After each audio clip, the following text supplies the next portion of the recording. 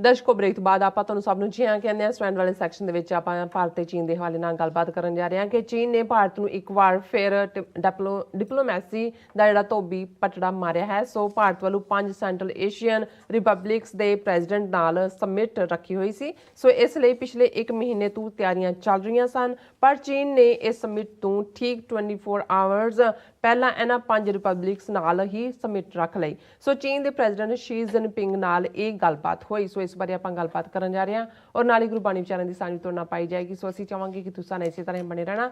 ਦੇਖਣ ਸੁਣਨ ਲਈ ਲਿਖਣ ਲਈ ਤੁਹਾਡਾ ਸਭ ਦਾ ਬਹੁਤ ਬਹੁਤ ਧੰਨਵਾਦ ਜੀ। ਡਾਕਟਰ ਸਾਹਿਬ ਕੀ ਕਹਿਣਾ ਚਾਹੋਗੇ?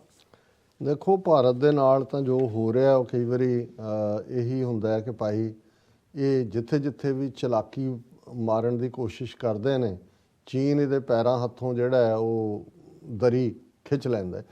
ਔਰ ਇਹੀ ਹਾਲ ਅਸੀਂ ਈਵਨ 26 ਜਨਵਰੀ ਦੇ ਹਵਾਲੇ ਨਾਲ ਜਿਹੜੀ ਅਜੇ ਹੋਣੀ ਹੈ, ਪਰ ਪਹਿਲਾਂ ਇਹਨਾਂ ਨੇ ਬੜੀ ਤਾਮ-ਝਾਮ ਦੇ ਨਾਲ ਡਿਕਲੇਅਰ ਕੀਤਾ ਇਹਨਾਂ ਦੀ ਫੋਰਨ ਮਿਨਿਸਟਰੀ ਨੇ ਕਿ ਜੀ ਇਸ ਵਾਰ ਸਾਡੀ ਰਿਪਬਲਿਕ ਡੇ ਪੈਰੇਡ ਦੇ ਉੱਤੇ 5 ਜਿਹੜੇ ਸੈਂਟਰਲ ਏਸ਼ੀਅਨ ਰਿਪਬਲਿਕਸ ਨੇ ਉਹਨਾਂ ਦੇ ਪ੍ਰੈਜ਼ੀਡੈਂਟ ਜਿਹੜੇ ਨੇ ਉਹ ਚੀਫ ਗੈਸਟ ਹੋਣਗੇ। ਪਰ ਹਫ਼ਤਾ ਪਹਿਲਾਂ ਤੱਕ ਪਹੁੰਚਦੇ ਆ ਉਹਨਾਂ ਨੇ ਕਿਹਾ ਜੀ ਨਹੀਂ, ਉਹਨਾਂ ਨੇ ਨਾ ਕਰ ਦਿੱਤੀ ਆਉਣ ਤੋਂ। ਔਰ ਇਸ ਲਈ ਇਸ ਵਾਰ ਵੀ ਪਿਛਲੇ ਸਾਲ ਵਾਂਗ ਕੋਈ ਚੀਫ ਗੈਸਟ ਨਹੀਂ ਹੋਏਗਾ। ਅਸੀਂ ਵੈਸੇ ਤੁਸੀਂ ਕਿਹਾ ਸੀ ਕਿ ਸਾਨੂੰ ਹੀ ਸੱਦ ਲੈਣ ਔਰ ਹੁਣ ਇਹਨਾਂ ਨੇ ਫਿਰ ਇਹ ਦੇਖਿਆ ਵੀ ਇਹ ਤਾਂ ਡੈਮੇਜ ਹੋ ਗਿਆ। ਫਿਰ ਇਹਨਾਂ ਨੇ ਕਿਹਾ ਵੀ ਕੋਈ ਨਹੀਂ, ਬਹਾਨਾ ਇਹਨਾਂ ਨੇ ਮਾਰਿਆ ਵੀ ਕਿਉਂਕਿ ਕੋਵਿਡ ਆ ਰਿਹਾ ਤੇ ਇਸ ਲਈ ਉਹਨਾਂ ਨੇ ਸ਼ਾਇਦ ਕੈਂਸਲ ਕੀਤਾ ਹੋਏ ਤੇ ਅਸੀਂ ਉਹਨਾਂ 5 ਹੀ ਸੈਂਟਰਲ ਏਸ਼ੀਅਨ ਰਿਪਬਲਿਕਸ ਦੇ ਪ੍ਰੈਜ਼ੀਡੈਂਟਸ ਦੇ ਨਾਲ ਇੱਕ ਵਰਚੁਅਲ ਸਮਿਟ ਕਰਾਂਗੇ ਜਿਹੜਾ ਉਹ 28 ਜਨਵਰੀ ਨੂੰ। ਹੁਣ ਇਹ ਵੀ ਹੋ ਗਿਆ ਕਿ ਵੀ ਚਲੋ ਕੋਈ ਨਹੀਂ, ਕੋਈ ਥੋੜ੍ਹਾ ਬਹੁਤ ਤਾਂ ਜਿਹੜਾ ਉਹ ਨੱਕ ਰਹਿ ਜਾਏਗਾ। ਪਰ ਐਨ ਚਾਈਨਾ ਨੇ ਉਹ ਧੋਬੀ ਪਟੜਾ ਮਾਰਿਆ ਕਿ ਔਰ ਇਹਨਾਂ ਦੀ ਆਪਣੀ ਖਬਰ ਹੈ, India China plan rival summits with Central Asia this week, China makes surprise announcement, India suggest biannual summits. ਹੁਣ ਇਹ ਜਿਹੜਾ 1 ਮਹੀਨੇ ਤੋਂ ਇਹਨਾਂ ਦਾ ਸੀ ਕਿ ਉਹਨਾਂ ਨੇ ਆਉਣਾ ਔਰ ਸਮਿਟ ਜਿਹੜੀ ਹੈ ਦਿੱਲੀ 'ਚ ਹੋਣੀ ਸੀ। ਮਹੀਨੇ ਤੋਂ ਤਿਆਰੀਆਂ ਇੰਡੀਆ ਨੇ ਕੀਤੀਆਂ ਹੋਈਆਂ ਸੀ। ਹੁਣ ਉਹ ਕੈਂਸਲ ਉਹਨਾਂ ਨੇ ਕਰਤੀ ਵਿਜ਼ਿਟ। ਉਹਨਾਂ ਨੇ ਕਿਹਾ ਜੀ ਵੀ ਆਲਰੇਡੀ ਅਸੀਂ ਹੈਗਾ। ਹੁਣ ਜਦੋਂ ਇੰਡੀਆ ਨੇ ਇਹ ਦੁਬਾਰਾ ਕਿਹਾ ਵੀ ਅਸੀਂ ਵਰਚੁਅਲ ਸਮਿਟ ਕਰ ਲੈਂਦੇ ਹਾਂ, ਚਾਈਨਾ ਨੇ ਅੱਜ ਅਨਾਊਂਸ ਕਰ ਦਿੱਤਾ ਹੈ ਕਿ ਭਾਈ ਕੱਲ੍ਹ 27 ਮਤਲਬ ਜੇ ਇਹਨਾਂ ਦਾ 28 ਹੈ ਤਾਂ ਉਹਨਾਂ ਨੇ 27 ਇੱਕ ਦਿਨ ਪਹਿਲੇ ਉਹਨਾਂ ਨੇ ਕਿਹਾ ਕਿ ਚਾਈਨੀਜ਼ ਪ੍ਰੈਜ਼ੀਡੈਂਟ ਸ਼ੀ ਜਿਨਪਿੰਗ ਜਿਹੜੇ ਨੇ ਉਹ 5 ਜਿਹੜੇ ਸੈਂਟਰਲ ਏਸ਼ੀਅਨ ਰਿਪਬਲਿਕਸ ਨੇ ਉਹਨਾਂ ਦੇ ਨਾਲ 30 ਸਾਲ ਪਹਿਲਾਂ ਜਿਹੜੇ ਆਪਣੇ ਡਿਪਲੋਮੈਟਿਕ ਰਿਲੇਸ਼ਨ ਚੀਨ ਦੇ ਨਾਲ ਬਣਾਏ ਸੀ ਉਹਦੀ ਯਾਦ ਦੇ ਵਿੱਚ ਜਿਹੜਾ ਉਹ ਸਮਿਟ ਕਰ ਰਹੇ ਨੇ। ਔਰ ਇਹ 24 ਘੰਟੇ ਦੇ ਨੋਟਿਸ ਦੇ ਉੱਤੇ ਚੀਨ ਨੇ 5 ਹੀ ਰਿਪਬਲਿਕ ਔਰ ਇੰਡੀਆ ਤੋਂ ਪਹਿਲਾਂ। ਸੋ ਮਤਲਬ ਇਹ ਉਹਨਾਂ ਨੇ 2 ਡੇਜ਼ ਬਿਫੋਰ ਦਾ ਇਹ ਕਿਹਾ ਕਿ ਵੀ ਇਹ ਸਾਰੇ ਚੋਂ ਸਾਹਮਣੇ ਆ ਗਿਆ ਕਿ ਵੀ ਚੀਨ ਕਿਵੇਂ ਭਾਰਤ ਨੂੰ ਹਰ ਪਾਸਿਓਂ ਰਨ ਅਰਾਊਂਡ ਦੇ ਰਿਹਾ। ਔਰ ਨਾਲ ਦੀ ਨਾਲ ਚੀਨ ਨੇ ਇਹ ਵੀ ਕਿਹਾ ਕਿ ਵੀ this will be China's first major diplomatic action with Central Asia this year. ਔਰ 5 ਹੈਡਸ ਨਾਲ summit is of great importance for all sides to take stock of the achievements and experience of China-Central Asia relations and seek coordination and make plans for future bilateral cooperation. कि future ਦੀਆਂ ਅਸੀਂ plans ਕਰਾਂਗੇ। ਔਰ ਇਹ ਉਹਨਾਂ ਨੇ ਕਿਹਾ ਕਿ it is extremely unusual to announce such a summit just 24 hours before it is due to begin. ਕਿ ਐਨ 24 ਘੰਟੇ ਪਹਿਲਾਂ 24 ਘੰਟੇ ਦੇ ਵਿੱਚ ਉਹਨਾਂ ਨੇ ਉਹਨਾਂ 5 ਨੂੰ ਜਿਹੜਾ ਉਹ ਲਾਈਨ ਅਪ ਕਰ ਲਿਆ।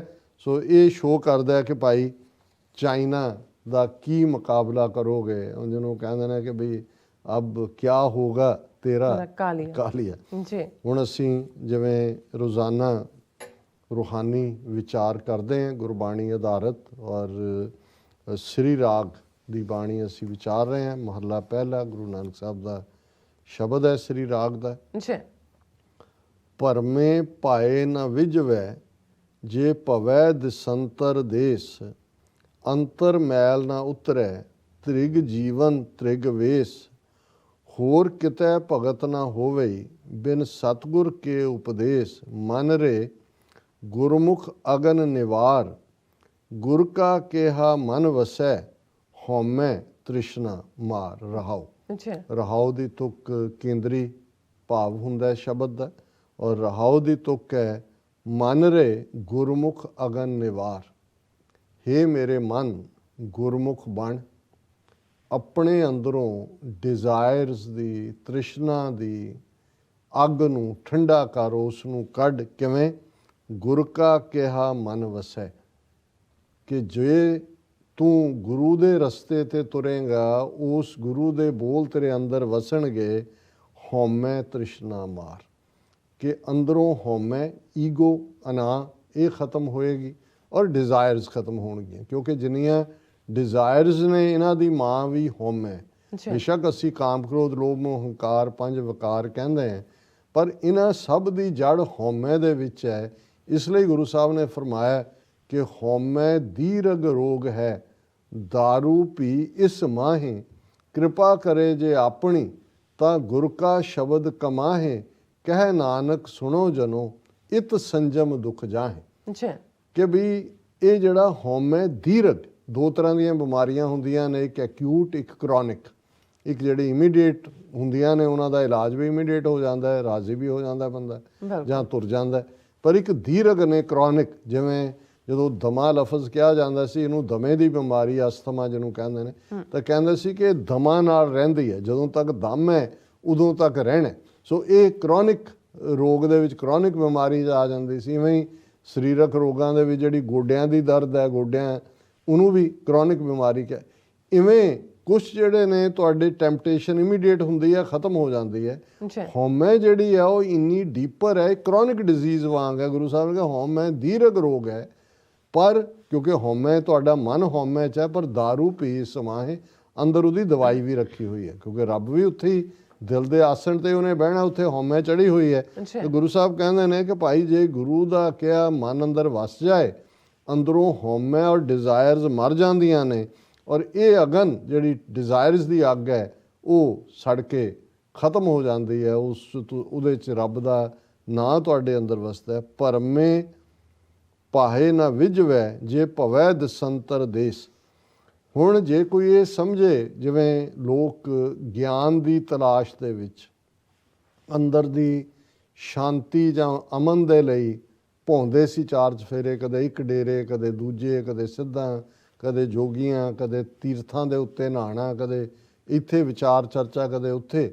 ਸੋ ਗੁਰੂ ਸਾਹਿਬ ਨੇ ਫਰਮਾਇਆ ਕਿ ਭਾਈ ਇਸ ਭਰਮਣ ਦੇ ਨਾਲ ਤੁਸੀਂ ਭਾਵੇਂ ਚਾਰੋਂ ਦੇਸ਼ ਘੁੰਮਾਓ, ਪੂਰਬ, ਪੱਛਮ, ਉੱਤਰ, ਦੱਖਣ, ਪਰ ਇਹ ਭਾਏ ਹੁੰਦੀ ਹੈ ਅੱਗ। ਇਹ ਜਿਹੜੀ ਡਿਜ਼ਾਇਰਸ ਦੀ ਅੱਗ ਹੈ, ਵਿਜਵੈ, ਇਹਨੇ ਬੁਝਣਾ ਨਹੀਂ ਹੈ। ਭਾਵੇਂ ਤੁਸੀਂ ਜੇ ਭਵੈ ਦਸੰਤਰ ਦੇਸ, ਅੰਤਰ ਮੈਲ ਨਾ ਉਤਰੈ ਤ੍ਰਿਗ ਜੀਵਨ। ਤ੍ਰਿਗ ਵਿੱਚ, ਤ੍ਰਿਗ ਹੁੰਦਾ ਫਟਕਾਰ, ਕਿ ਵੀ ਜਿਹੜੀ ਅੰਦਰ ਤੁਹਾਡੇ ਮੈਲ ਲੱਗੀ ਹੋਈ ਹੈ, ਔਗਣਾਂ ਦੀ, ਡਿਜ਼ਾਇਰਸ ਦੀ, ਤ੍ਰਿਸ਼ਨਾ ਦੀ, ਉਹ ਉਤਰੇਗੀ ਨਹੀਂ ਕਦੇ ਵੀ। ਇਹਨੂੰ ਫਟਕਾਰ ਹੈ।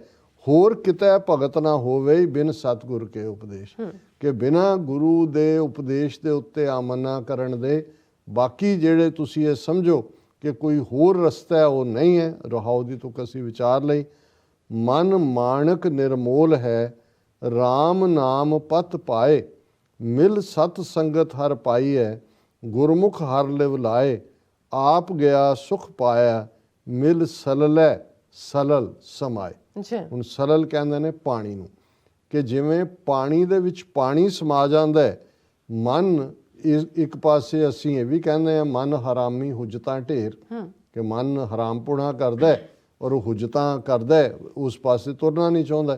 ਪਰ ਗੁਰੂ ਸਾਹਿਬ ਇਹ ਵੀ ਯਾਦ ਦਹਾਨੀ ਕਰਵਾਉਂਦੇ ਨੇ, ਮਨ ਮਾਣਕ ਨਿਰਮੋਲ ਹੈ, ਕਿ ਮਨ ਬੜਾ ਕੀਮਤੀ ਵੀ ਹੈ, ਮਾਣਕ ਹੈ, ਇਹ ਲਾਲ ਹੈ, ਜੂਲ ਹੈ, ਇਹ ਹੀਰਾ ਹੈ, ਇਸ ਦੀ ਕੋਈ ਕੀਮਤ ਨਹੀਂ। RAM ਨਾਮ ਪਤ ਪਾਏ, ਪਰ ਉਸ ਹਾਲਤ 'ਚ ਮਨ ਹਰਾਮੀ ਤੋਂ ਮਾਣਕ ਬਣ ਜਾਂਦਾ ਹੈ ਜਦੋਂ ਰੱਬ ਦੇ ਨਾਂ ਨਾਲ ਜੁੜਦਾ ਹੈ, ਇਬਾਦਤ ਦੇ ਰਸਤੇ ਨੂੰ ਚੁਣਦਾ ਹੈ, ਰੱਬ ਦੀ ਕੁਰਬਤ ਇਹ ਲੋਚਦਾ ਹੈ। ਪਰ ਇਹ ਸੰਭਵ ਕਿ ਮਿਲ ਸਤ ਸੰਗਤ ਹਰ ਪਾਈ ਹੈ, ਪਰ ਇਹ ਤਬਦੀਲੀ ਹਰਾਮੀ ਔਰ ਹੁਜਤੀ ਤੋਂ ਜਿਹੜਾ ਉਹ ਮਾਣਕ ਤੇ ਹੀਰੇ ਵੱਲ ਹੁੰਦੀ ਹੈ ਜੇ ਸਤ ਸੰਗਤ ਮਿਲੇ। ਚੰਗਾ ਜਿਹੜਾ ਰੱਬ ਦੇ ਪਿਆਰਿਆਂ ਦੇ ਨਾਲ ਤੁਸੀਂ ਆਪਣਾ ਰੱਬ ਦੀ ਸਿਫਤ ਸਲਾਹ ਕਰੋ, ਗੁਰਮੁਖ ਹਰ ਲਿਵ ਲਾਏ, ਔਰ ਤੁਸੀਂ ਗੁਰਮੁਖ ਬਣ ਕੇ ਉਸ ਵਾਹਿਗੁਰੂ ਦੇ ਵਿੱਚ ਆਪਣੀ ਲਿਵ ਲਾਉਂਦੇ ਹੋ। ਆਪ ਗਿਆ ਸੁਖ ਪਾਇਆ, ਅੰਦਰੋਂ ਤੁਹਾਡੀ ਜਦੋਂ ਹਉਮੈ ਚਲੀ ਗਈ, ਜਿਹੜੀ ਦੁੱਖ ਦਾ ਕਾਰਨ ਹੈ, ਸਾਰੇ ਦੁੱਖ ਹਉਮੈ 'ਚੋਂ ਪੈਦਾ ਹੁੰਦੇ ਨੇ, ਜੇ ਹਉਮੈ ਚਲੀ ਗਈ ਅੰਦਰ ਤੁਹਾਡੇ ਸੁਖ ਆ ਗਿਆ। ਮਿਲ ਸਲਲ ਹੈ ਸਰਲ ਸਮਾਏ, ਜਿਵੇਂ ਪਾਣੀ ਪਾਣੀ ਦੇ ਵਿੱਚ ਰਲ ਜਾਂਦਾ ਹੈ, ਇਵੇਂ ਤੁਹਾਡੀ ਜੋਤ ਜਿਸ ਨੂੰ ਸੂਰਜ ਕਿਰਨ ਮਿਲੈ ਜਲ ਕਾ ਜਲ ਹੁਆਰਾ। ਇਹ ਹੈ ਸਲਲ, ਪਾਣੀ ਨੂੰ ਕਹਿੰਦੇ ਨੇ। ਪਾਣੀ ਦਾ ਨਾਂ ਜਲ ਵੀ ਹੈ, ਨੀਰ ਵੀ ਹੈ, ਅੰਬੂ ਵੀ ਹੈ। ਇਹ ਸਾਰੇ ਸੰਸਕ੍ਰਿਤ ਪਰਿਆਇ ਉਹਦੇ ਸਿਨੋਨਿਮਸ ਲਫ਼ਜ਼ ਨੇ ਜਿਨ੍ਹਾਂ ਲਈ ਪਰਿਆਇਵਾਚੀ ਲਫ਼ਜ਼ ਇਸਤੇਮਾਲ ਕੀਤਾ ਜਾਂਦਾ ਹੈ। ਜਿਨ ਹਰ ਹਰ ਨਾਮ ਨਾ ਚੇਤਿਓ ਸੋ ਔਗਣ ਆਵੈ ਜਾਏ, ਜਿਸ ਸਤਿਗੁਰ ਪੁਰਖ ਨਾ ਭੇਟਿਓ ਸੋ ਭੌਜਲ ਪਚੈ ਪਚਾਏ। ਇਹੋ ਮਾਣਕ ਜਿਉ ਨਿਰਮੋਲ ਹੈ, ਇਉਂ ਕੌਡੀ ਬਦਲਿਆ ਜਾਏ। ਜਿਨ ਹਰ ਹਰ ਨਾਮ ਨਾ ਚੇਤਿਓ ਸੋ ਔਗਣ ਆਵੈ ਜਾਏ, ਕਿ ਜਿਹੜੀ ਰੂਹ ਰੱਬ ਦੀ ਯਾਦ ਵਿੱਚ ਨਹੀਂ ਜੁੜਦੀ, ਰੱਬ ਦੀ ਇਬਾਦਤ ਵਿੱਚ ਨਹੀਂ ਜੁੜਦੀ, ਉਸ ਦਾ ਜਨਮ ਮਰਨ ਦਾ ਗੇੜ ਮੁੱਕਣਾ ਨਹੀਂ ਹੈ। ਉਸ ਨੇ ਜਿਹੜਾ ਉਹਦਾ ਆਵਾ ਗੌਣ ਬਣਿਆ ਰਹਿਣਾ। ਜਿਸ ਸਤਿਗੁਰ ਪੁਰਖ ਨਾ ਭੇਟਿਓ ਸੋ ਭੌਜਲ ਪਚੈ ਪਚਾਏ, ਕਿ ਵੀ ਜਿਹਨੇ ਸਤਿਗੁਰੂ ਦਾ ਸਹਾਰਾ ਨਹੀਂ ਲਿਆ, ਉਸ ਨੇ ਉਸ ਰੱਬ ਵੱਲ ਮੂੰਹ ਨਹੀਂ ਕੀਤਾ, ਉਹ ਇਸ ਸੰਸਾਰ ਸਾਗਰ ਦੇ ਵਿੱਚ ਹੀ ਮਰ ਖੱਪ ਜਾਏਗਾ, ਇਸ ਦੇ ਵਿੱਚ ਹੀ ਪਚਿਆ ਪਚਾਇਆ ਉਸ ਦੇ ਵਿੱਚ ਹੀ ਗਵਾਚ ਜਾਏਗਾ, ਇਸ ਭੌਜਲ ਦੇ ਵਿੱਚ। ਇਹ ਮਾਣਕ ਜਿਉ ਨਿਰਮੋਲ ਹੈ। ਤੇ ਇਹਦਾ ਕੀ ਨਤੀਜਾ ਹੋਏਗਾ ਜੇ ਉਸ ਭਵਜਲ ਦੇ ਵਿੱਚ ਖੱਜਲ ਖੁਆਰੀ ਪਲਚ ਪਲਚ ਸਗਲੀ ਮੋਈ। ਇਹੀ ਹੋਏਗਾ ਕਿ ਭਾਈ ਇਹ ਮਾਣਕ ਕੀਮਤੀ ਹੀਰੇ ਵਰਗਾ, ਮੋਤੀਆਂ ਵਰਗਾ ਜਿਹੜਾ ਜੀ ਸੀ, ਮਨ ਸੀ, ਨਿਰਮੋਲ ਸੀ, ਜਿਹਦੀ ਕੋਈ ਕੀਮਤ ਨਹੀਂ ਸੀ, ਉਹ ਕੌਡੀ ਬਦਲੇ ਜਾਏ। ਇਹ ਕੌਡੀਆਂ ਦੇ ਭਾਅ ਤੁਹਾਡੀ ਜ਼ਿੰਦਗੀ ਜਿਹੜੀ ਹੈ ਉਹ ਬਸਰ ਹੋ ਰਹੀ ਹੈ। ਔਰ ਜਿਸ ਨੂੰ ਬਹੁਤ ਸਾਰੇ ਹੋਰ ਵੀ ਅਸੀਂ ਕਬੀਰ ਸਾਹਿਬ, ਭਗਤ ਰਵਿਦਾਸ ਜੀ ਦੀ ਬਾਣੀ ਦੇ ਵਿੱਚ ਵੀ ਔਰ ਦੂਸਰੇ 'ਚ ਵੀ ਦੇਖਦੇ ਕਿ ਹੀਰੇ ਜੈਸਾ, ਜਿਸ ਨੂੰ ਕਬੀਰ ਸਾਹਿਬ ਦਾ ਇੱਕ ਕਬੀਰ ਬੀਚਕ ਗ੍ਰੰਥ 'ਚ ਹੈ ਕਿ ਰਾਤ ਕਬੀਰ ਰਾਤ ਗਵਾਈ ਸੋਏ ਕੇ, ਦਿਵਸ ਗਵਾਇਆ ਖਾਏ, ਹੀਰੇ ਜੈਸਾ ਜਨਮ ਥਾ ਕੌਡੀ ਬਦਲੇ ਜਾਏ। ਕਿ ਰਾਤ ਸੁੱਤਿਆਂ ਗੁਜ਼ਰ ਗਈ, ਦਿਨ ਖਾਂਦਿਆਂ ਗੁਜ਼ਰ ਗਿਆ, ਔਰ ਹੀਰੇ ਵਰਗਾ ਜਿਹੜਾ ਇਹ ਜੀਵਨ ਸੀ ਕੌਡੀਆਂ ਦੇ ਪਾ ਜਾ ਰਿਹਾ। ਤੇ ਅਖੀਰ 'ਚ ਗੁਰੂ ਨਾਨਕ ਸਾਹਿਬ ਫਰਮਾਉਂਦੇ ਨੇ, ਜਿਨ੍ਹਾਂ ਸਤਿਗੁਰ ਰਸ ਮਿਲੈ ਸੇ ਪੂਰੇ ਪੁਰਖ ਸੁਜਾਨ, ਗੁਰ ਮਿਲ ਭੌਜਲ ਲੰਘੀਐ ਦਰਗਹਿ ਪਤ ਪਰਵਾਨ, ਨਾਨਕ ਤੇ ਮੁਖ ਉਜਲੇ ਤੁਨ ਉਪਜੈ ਸ਼ਬਦ ਨਿਸ਼ਾਨ। ਜਿਨ੍ਹਾਂ ਸਤਿਗੁਰ ਰਸ ਮਿਲੈ ਸੇ ਪੂਰੇ ਪੁਰਖ ਸੁਜਾਨ। ਹੁਣ ਜਦੋਂ ਤੁਸੀਂ ਰੱਬ ਦੀ ਯਾਦ 'ਚ ਜੁੜਦੇ ਹੋ, ਤੁਹਾਡਾ ਅੰਦਰ ਰਸ ਨਾਲ ਭਰ ਜਾਂਦਾ, ਆਨੰਦ ਨਾਲ ਭਰ ਜਾਂਦਾ। ਵੀ ਜਿਨ੍ਹਾਂ ਨੂੰ ਇਹ ਵਾਹਿਗੁਰੂ ਦੇ ਪਿਆਰ ਦਾ ਰਸ, ਨਾਮ ਰੂਪੀ ਰਸ ਜਿਨ੍ਹਾਂ ਦੇ ਜੀਵਨ ਦੇ ਵਿੱਚ ਆ ਗਿਆ, ਉਹ ਪੂਰੇ ਉਹ ਰੱਬ ਦੇ ਫਿਰ ਬੰਦੇ ਬਣ ਗਏ। ਉਹੀ ਸਿਆਣੇ ਨੇ, ਉਹੀ ਡੈਕਸਟਰਸ ਨੇ, ਉਹੀ ਜਿਹੜੇ ਨੇ ਵਾਈਜ਼ ਨੇ, ਜਿਨ੍ਹਾਂ ਦੇ ਅੰਦਰ, ਜਿਨ੍ਹਾਂ ਨੂੰ ਇਹ ਸਮਝ ਆਈ ਕਿ ਬਾਕੀ ਜ਼ਿੰਦਗੀ ਗੁਜ਼ਾਰਨੀ ਤੇ ਕੌਡੀਆਂ ਦੇ ਭਾਅ ਵੇਚਣਾ, ਇਸ ਹੀਰੇ ਵਰਗੇ ਮਨ ਨੂੰ ਰੱਬ ਦੀ ਯਾਦ ਹੀ ਅਸਲੀ ਜੀਵਨ ਦਾ ਆਸ਼ਾ ਹੈ। ਗੁਰ ਮਿਲ ਭੌਜਲ ਲੰਘਿਆ, ਇਸ ਸੰਸਾਰ ਨੂੰ ਤੋਂ ਪਾਰ ਉਤਾਰੇ ਦੇ ਲਈ ਗੁਰੂ ਦਾ ਸਹਾਰਾ ਚਾਹੀਦਾ। ਤੇ ਇਸ ਸਹਾਰੇ ਦੇ ਨਾਲ ਰੱਬ ਦੀ ਯਾਦ ਵਿੱਚ ਜੁੜਨਾ, ਦਰਗਹਿ ਪਤ ਪਰਵਾਨ। ਅਸੀਂ ਫਿਰ ਪਤ ਦੇ ਨਾਲ, ਔਨਰ ਦੇ ਨਾਲ ਰੱਬ ਦੀ ਦਰਗਾਹ ਦੇ ਵਿੱਚ ਰੱਬ ਦੇ ਰੂਬਰੂ ਹੋਵਾਂਗੇ। ਨਾਨਕ ਤੇ ਮੁਖ ਉਜਲੇ, ਜਿਨ੍ਹਾਂ ਨੂੰ ਜਿਹੜੇ ਉਸ ਰੱਬ ਨਾਲ ਜੁੜ ਗਏ, ਪਤ ਪਰਵਾਨ ਚੜ੍ਹੇ, ਜਿਹੜਿਆਂ ਦੇ ਅੰਦਰ ਉਹ ਵਾਹਿਗੁਰੂ ਦੇ ਪਿਆਰ ਦਾ ਰਸ ਆ ਗਿਆ, ਉਹ ਰੱਬ ਦੀ ਦਰਗਾਹ ਦੇ ਵਿੱਚ ਉਜਲ ਮੁਖ ਜਾਣਗੇ। ਉਪਜੈ ਸ਼ਬਦ ਨਿਸ਼ਾਨ, ਉਹਨਾਂ ਦੇ ਅੰਦਰ ਉਸ ਵਾਹਿਗੁਰੂ ਦਾ ਸ਼ਬਦ, ਉਸ ਦਾ ਦੀ ਯਾਦ ਦਾ ਜਿਹੜਾ ਖੰਡਾ ਹੈ ਉਹ ਨਿਰੰਤਰ ਖੜਕਦਾ, ਔਰ ਉਹਨਾਂ ਦੇ ਉੱਤੇ ਜਿਹੜਾ ਮਾਨੋ ਉਸ ਵਾਹਿਗੁਰੂ ਦੇ ਪਿਆਰੇ ਸ਼ਬਦ ਦੀ ਮੋਹਰ ਲੱਗ ਗਈ ਹੈ। ਉਹ ਪਤ ਉਹਨਾਂ ਦੀ ਜਿਹੜੀ ਹੈ, ਪਤ ਸੇਤੀ ਘਰ ਜਾਓ, ਉਹ ਇੱਕ ਔਨਰ ਦੇ ਨਾਲ ਆਪਣੀ ਜ਼ਿੰਦਗੀ ਜਦੋਂ ਉਹਨਾਂ ਦੀ ਮੁੱਕੇਗੀ ਤੇ ਰੱਬ ਦੀ ਦਰਗਾਹ ਦੇ ਵਿੱਚ ਪ੍ਰਵਾਨ ਹੋਣਗੇ। ਉਹਨਾਂ ਪ੍ਰਥਾਈ ਗੁਰੂ ਸਾਹਿਬ ਨੇ ਫਰਮਾਇਆ, ਜਿਨੀ ਨਾਮ ਤੇ ਆਇਆ ਗਏ ਮਸ਼ੱਕਤ ਘਾਲ, ਨਾਨਕ ਤੇ ਮੁਖ ਉਜਲੇ। ਇੱਕ ਉਹ ਹੈ ਜਿਨ੍ਹਾਂ ਨੇ ਜ਼ਿੰਦਗੀ ਘਾਲੀ, ਨਾਮ ਦੀ ਕਮਾਈ ਕੀਤੀ। ਜਿਨੀ ਨਾਮ ਤੇ ਆਇਆ ਗਏ ਮਸ਼ੱਕਤ, ਹੁਣ ਇੱਕ ਦੁਨਿਆਵੀ ਮਸ਼ੱਕਤ ਕਰ ਰਹੇ ਨੇ ਸਵੇਰ ਤੋਂ ਸ਼ਾਮ ਤੱਕ ਧਨ ਇਕੱਠਾ ਕਰਨ ਲਈ, ਇੱਕ ਰੱਬ ਦੇ ਨਾਮ ਦਾ ਧਨ ਇਕੱਠਾ ਕਰ ਰਹੇ ਨੇ, ਕਿਉਂਕਿ ਉਹਨਾਂ ਨੂੰ ਇਸ ਗੱਲ ਦੀ ਸਮਝ ਹੈ ਕਿ ਭਾਈ ਇਹ ਧਨ ਜਿਹੜਾ ਉਹਨੂੰ ਜਿਹੜਾ ਨਾ ਤਸਕਰ ਚੁਰਾ ਸਕਦਾ, ਨਾ ਇਸ ਨੂੰ ਕੋਈ ਲੁੱਟ ਸਕਦਾ। ਇਹ ਕਿਤੇ ਨਹੀਂ, ਰਾਮ ਨਾਮ ਧਨ ਕਰ ਸੰਚੋਨੀ, ਸੋ ਧਨ ਕਤਹੁ ਨਾ ਜਾਏ। ਕਿ ਭਾਈ ਇਹੀ ਰਾਮ ਨਾਮ ਦਾ ਧਨ ਹੈ ਔਰ ਇਹੀ ਅਲਟੀਮੇਟਲੀ ਰੱਬ ਦੀ ਦਰਗਾਹ 'ਚ ਸਾਡੇ ਮੁੱਖ ਨੂੰ ਉਜਲ ਕਰੇ। ਜੀ ਰਾਜ ਸਾਹਿਬ, ਤੁਹਾਡਾ ਬਹੁਤ ਬਹੁਤ ਸ਼ੁਕਰੀਆ। ਤੁਸੀਂ ਅੱਜ ਦੇ ਐਮੀ ਸ਼ੁਭ ਦਾ ਅੱਜ ਦਾ ਵਿਚਾਰ ਸਾਡੇ ਦਰਸ਼ਕਾਂ ਨਾਲ ਸਾਂਝਾ ਕੀਤਾ। ਇਸ ਵਾਰ ਆਪਣੇ ਵੀਅਰਸ ਕੋਲ ਲੈਣੇ ਆ ਇਜਾਜ਼ਤ। ਵੀਅਰਸ, ਸਾਡੇ ਪ੍ਰੋਗਰਾਮ ਦਾ ਸਮਾਂ ਇੱਥੇ ਸਮਾਪਤ ਹੁੰਦਾ ਹੈ। ਤੁਸੀਂ ਆਪਣੀ ਰਾਏ ਤੇ ਸੁਝਾਅ ਸਾਨੂੰ ਭੇਜਣਾ ਭੁੱਲਣਾ ਸਾਡੇ ਇਸ ਪਤੇ ਤੇ sos@tv4.tv ਤੇ। ਅਸੀਂ ਆਪਣਾ ਪ੍ਰੋਗਰਾਮ ਲੈ ਕੇ ਫਿਰ ਦੁਬਾਰਾ ਤੁਹਾਡੇ ਰੂਬਰੂ ਹੋਵਾਂਗੇ। ਤਦ ਤੱਕ ਲਈ ਮੈਨੂੰ ਤੇ ਆਪਣਾ ਸੁਣਾ ਗਿਆ ਦੋ ਦੇਖਦੇ ਰਹੋ TV4। ਬੁਲਾ ਦਿਓ ਫਤਿਹ। ਵਾਹਿਗੁਰੂ ਜੀ ਕਾ ਖਾਲਸਾ, ਵਾਹਿਗੁਰੂ ਜੀ ਕੀ ਫਤਿਹ। ਰੱਬ ਰਾਖਾ।